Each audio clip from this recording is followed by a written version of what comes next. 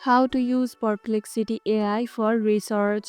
Curious how to get the best research results from Perplexity AI? Here's the simple guide to do that. After logging in, you'll land on the main search interface. Type your questions in the Ask Anything bar and hit enter. Perplexity instantly returns a well-structured response with sources listed at the bottom. To dig deeper, click Related to view follow-up questions or refine your query by clicking the pencil icon. You can also use threads to build a multi-question conversation on a topic. Want to keep important info? Click the bookmark icon to save any answer for later.